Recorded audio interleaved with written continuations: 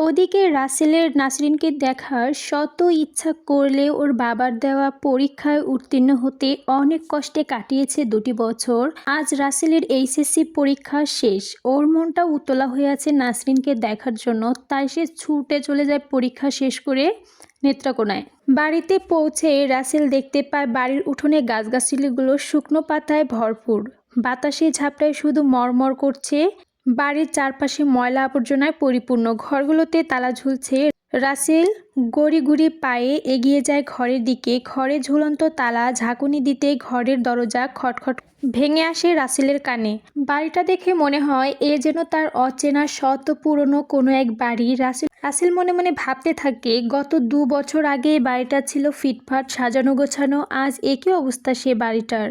বাড়ির পশ্চিম দিকে চোখ পড়তেই রাসেলের চোখে পড়ে বাঁশের বেড়ায় ঘেরানো একটি কবর। কবর দেখে রাসেলের বুকটা শূন্যতায় ভরে যায়। হু হু করে কেঁদে ওঠে ওর বুকটা। রাসেল দ্রুত গতিতে যেতে থাকে বাপ্পিদের বাড়ি।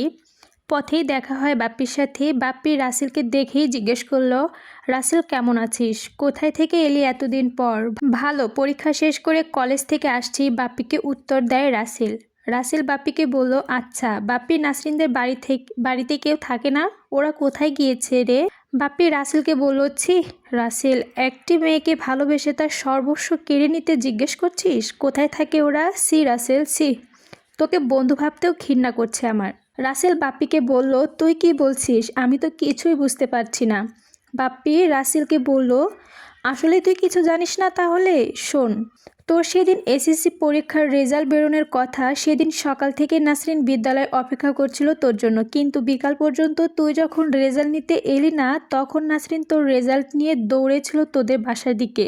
পথে দেখা হয় আমার সাথে। আমি নাসরিনকে জিজ্ঞেস করি, কোথায় যাচ্ছেন ম্যাডাম? নাসরিন বলল, দেখুন না বাপ্পি ভাই, পাগলটা ওর রেজাল্ট নিতে এখনও এলো না। মনে হয় বাসায় বসে চিন্তা করছে পাশ করব না ফেল করব। যাই, ওর রেজাল্টটা গিয়ে দিয়ে আসি। আমি নাসরিনকে বললাম, আপনার ওখানে যাওয়ার দরকার নেই, কারণ বলতেই নাসরিন বলল, ঠিক আছে আপনি তাহলে রেজাল্টটা ওকে দিয়ে দিন, আমি বাড়ি যাচ্ছি।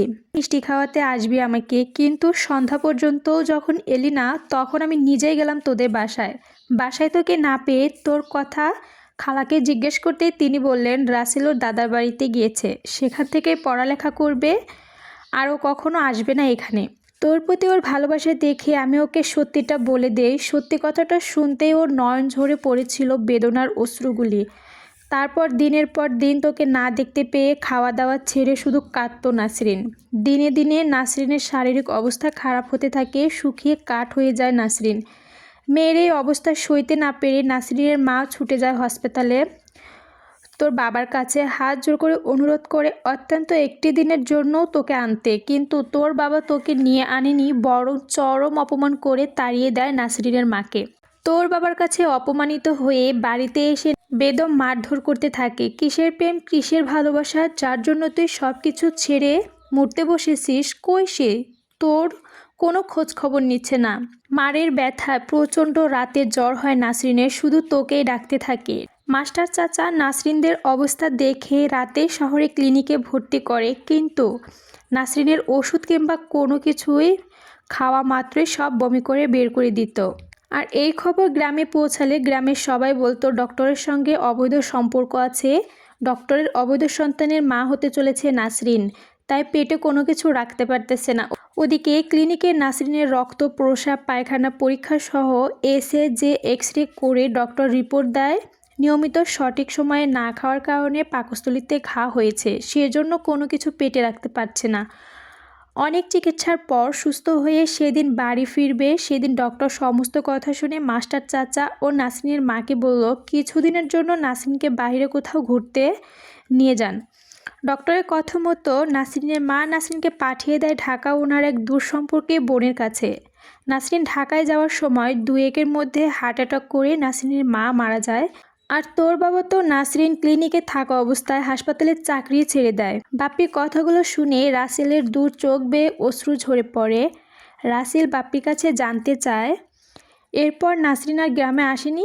বাপ্পি রাসেলকে বলল, এসেছিল ওর মায়ের কবরটা দেখতে, যাওয়ার সময় শুধু আমাকে বলে গেছে, বাপ্পি ভাই, যদি কোনো দিন রাসেলের সঙ্গে আপনার দেখা হয় তবে আপনি ওকে বলবেন, আমি ওকে আজও ভালোবাসি, ওকে ভালোবেসে আমি নিঃস্ব। আজ আমি পথহারা পথিক, সর্বস্ব হারিয়ে চাকরি করছি গার্মেন্টসে। আমার প্রতি যদি ওর বিশ্বাস থাকে তবে এক জন্মে নয়, পরের জন্মে আমি অপেক্ষা করব ওর জন্য। রাসেল রুমাল দিয়ে চোখের পানি মুছতে মুছতে বাপ্পিকে বলল, দোস্ত আমার হাতে অনেক কাজ, আমি আজ আসি, পরে কথা হবে। রাসেল বাসায় ফিরে দেখতে পায় আমজাদ সাহেব চা খাচ্ছে ড্রয়িং রুমে। রাসেল আমজাদ সাহেবের পাশে গিয়ে আমজাদ সাহেবকে বলল, বাবা কি দরকার ছিল আমার ভালোবাসার মিথ্যা পরীক্ষা নেবার? তুমি যদি আমার ভালোবাসার মূল্য নাই দিবে তবে তখনই বলে দিতে পারতে, বাবা তুমি না একজন ডক্টর, ডক্টরের কর্তব্য তো রোগীদের সুস্থ করা। তুমি কেমন পারলে একটা পরিবারকে ধ্বংস করে দিতে? ছেলের কথা শুনে ব্যাপারটা বুঝতে বাকি রইল না আমজাদ সাহেবের। আমজাদ সাহেব রাসেলকে বলল, দেখ রাসেল, আমি যা করেছি তোর ভালোর জন্যই করেছি, তোর মঙ্গলের জন্যই করেছি। রাসেল ওর বাবার কথা শুনে বলল, একে ভালো বলে না বাবা, একসঙ্গে আমার প্রতিটা নিঃশ্বাস মিশে আছে, যার দেহের মাঝে বসবাস করে আমার আত্মা, যে আমার শয়নে স্বপনে জাগরণে, আর আমি তাকে আমার জীবন থেকে দূরে সরিয়ে দিয়ে বলছো আমার মঙ্গল করেছো? বাবা আমি নাসরিনকে ছাড়া বাঁচবো না, তুমি ওকে তাড়িয়ে দিলেও আমি ওকে গ্রহণ করব, তাই চললাম নাসরিনের খোঁজে। মনে রেখো নাসরিনকে না নিয়ে বাসায় ফিরবো না। রাসেলের কথা শেষ না হতে হতেই রাসেলের বাবা বলল, তাহলে আমার শেষ কথাটা শুনে যাও, তুমিও যদি অবাধ্য হয়ে বাসায় বাহিরে যাও, ওই ছোটলোক অর্থলোভী ফকিনীর মেয়েটাকে বাসায় নিয়ে আসো, তাহলে তুমিও বঞ্চিত হবে আমার সব অর্থ সম্পদ থেকে। রাসেল ওর বাবাকে বলল, যারা ভালোবাসতে জানে তারা মরতেও জানে, আর তেমনই জানে ত্যাগ করতেও। বাবা আমার ভালোবাসাকে ফিরে পেতে আমি এই সামান্য অর্থ সম্পদ কেন, যদি আমাকে পৃথিবীটাও ছেড়ে দিতে বলে তবুও আমি হাসি মুখে ছেড়ে দিব। বলে রাসেল বেরিয়ে যায় ঢাকার উদ্দেশ্যে। শত চেষ্টা করে আটকাতে পারে না রাসেলের মা রাসেলকে। রাসেল বাসে বসে জানালার দিকে তাকিয়ে শ্বশুর শ্যামলী অপরূপ দৃশ্য দেখতেছে, কিন্তু কোনো কিছুই ভালো লাগতেছে না। শুধু একটা প্রশ্নে ঘুরপাক খাচ্ছে, কোথায় খুঁজবো নাসরিনকে? জনসমুদ্রে ঢাকা শহরে তো একটুখানি জায়গা না। এইটা ভাবতে ভাবতে রাসেল গাড়ির মধ্যে ঘুমিয়ে পড়ে। রাসেল যখন চোখ মেলে তাকিয়ে দেখে তখন দেখে সে বিছানায় শোয়া, ওর পাশে বসে আছে একজন অচেনা অর্ধবয়স্ক লোক। রাসেল অনুভব করছে ওর ডান হাতটা শক্তি নেই, মাথাটা ভীষণ ভার, সারা রাত ব্যথায় জর্জরিত। রাসেল ওর পাশে বসানো লোকটিকে উদ্দেশ্য করে বলল, আপনি কে? আমি এখানে কি করে এলাম এখানে? রাসেলের পাশে বসানো লোকটিকে রাসেল বলল, আমি বসির মিয়া, গতকাল সন্ধ্যায় রংপুর থেকে একটি বাস মহাখালী বাসস্ট্যান্ডে ঢোকার সময় বিপরীত দিকে একটি রংপুর ছেড়ে আসা বাসটিকে ধাক্কা মারে। গাড়িটির অনেক যাত্রী আহত হয়, তুমিও ছিলে সেখানে, তুমিও মারাত্মকভাবে আহত হয়েছিলে। গাড়িটির গ্লাস ভেঙে রাস্তায় পড়ে অজ্ঞান হয়ে যাও তুমি, তোমার ডান হাতটা অনেকখানি কেটে যায়। আমি ওখান থেকে তোমাকে ডক্টরের কাছে নিয়ে এসেছি। তোমার নাম কি জানতে চায় লোকটি। রাসেল ওর নাম বলে উঠতে চেষ্টা করে। বসির মিয়া রাসেলকে ধরে শুয়ে দিয়ে বলে, তুমি অসুস্থ, ডক্টর তোমাকে উঠতে বারণ করেছে, শুয়ে থেকেই বলো কোথায় যাবে তুমি, ঢাকায় তোমার কে থাকে? রাসেল বলল, জানি না চাচা, কোথায় যাব, আমার কেউ থাকে না। বসির মিয়া বলল, গন্তব্য ছাড়া কেউ কি কোনোদিন ঢাকায় আসে? রাসেল বলল, হ্যাঁ চাচা, গন্তব্য ছাড়াই আমি ঢাকায় এসেছি, কেননা সারা ঢাকাটাই যে আমার গন্তব্য, আর এই গন্তব্যে খুঁজে বেড়াতে হবে একজনকে। বসির মিয়া বলল, কে সে? রাসেল বলল, আমার প্রিয়তম চাচা, তার নাম নাসরিন। আমি জানি না সে কোথায় থাকে, শুধু এইটুকু জানি সে ঢাকায় থাকে। বসির মিয়া একটা দীর্ঘশ্বাস ফেলে বলল, ভালোবাসাটা যদি সত্যি হয় তাহলে তুমি অবশ্যই তাকে খুঁজে পাবা, দোয়া করি তুমি যেন তাকে খুঁজে পাও। পরের দিন রাসেল খানিকটা সুস্থ। রাসেল বসির মিয়া চাচাকে বলল, অনেক কষ্ট করলেন চাচা, আমি এখন আসি। বসির মিয়া রাসেলকে বলল, কোথায় যাবে? জানি না চাচা, দু চোখ যেদিকে যায় সেদিকেই যাব। তাহলে এই চাচার কাছে থাকা যায় না? বাবা চাচা বললে যখন ডেকেছ তখন এখানেই থেকে যাও। রাসেল বলল, কিন্তু আপনার পরিবার তো দেখছি না। বসির মিয়া রাসেলকে বলল, আমার তো কেউই নেই বাবা এই পৃথিবীতে, আমি একা। রাসেল বলল, বুঝলাম না চাচা।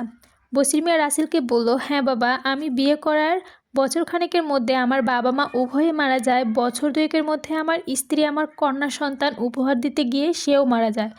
সে নবজাতক কন্যা সন্তানটিকে বাবা মা উভয়ে আদর স্নেহ দিয়ে লালিত পালিত করে বড় করি আমি। মেয়েটার বয়স তখন সবেমাত্র 13 পড়েছে।